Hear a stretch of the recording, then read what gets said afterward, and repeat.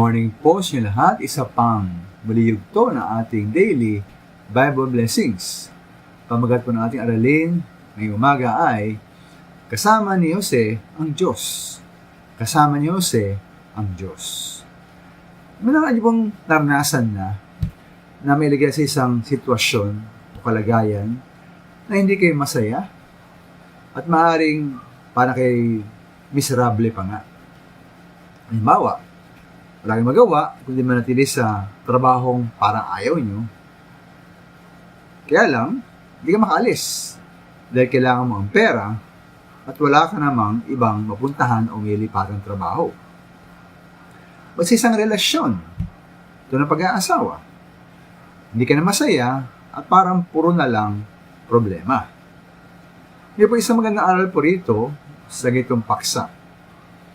Ating makukuha mula sa karanasan po ni Jose sa Maranantipan. Masabing hindi naman siya nagkasala talaga, hindi niya kasalanan. Ngunit ayon po Genesis chapter 39 verse 1, si Jose po dinala sa Ehipto at doon ay ipinagbili bilang isang alipin kay Potiphar. At ayon po sa verse 2, sa buong panahon ng paglilingkod ni Jose sa bahay ni Potiphar, siya po ay pinatnubayan ng Diyos. Kaya ang resulta, sabi po roon, anumang kanyang gawin ay nagtatagumpay. Dahil napansin po ni Potiphar na tutulungan si Jose ng Diyos, ginawa niyang katiwala si Jose sa bahay at sa lahat niyang ari-arian. May namang minamahal dahil sa maling pagbibintang. Ipinahuli si Jose at sinama sa mga bilanggong tauhan ni Faraon. Ayon po sa verse 21, hindi pinabayaan ng Diyos si Jose at naging mabait ang bantay ng bilangguan sa kanya.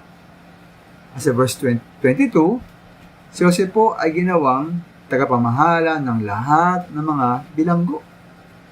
Sa verse 23, hindi na nakikialam ang tagapamahala kay Jose sapagkat si Yahweh ay kasama nito at pinagtatagumpay siya sa lahat niyang gawain. Kaya minamahal toong mahalaga kung nasa anong sitwasyon tayo, di po ba? Ngunit tulad po ni Jose, ang mas mahalaga ay kung kasama tayo roon ng Diyos. At kung siya nga ang gumagabay at kumikilos sa ating buhay.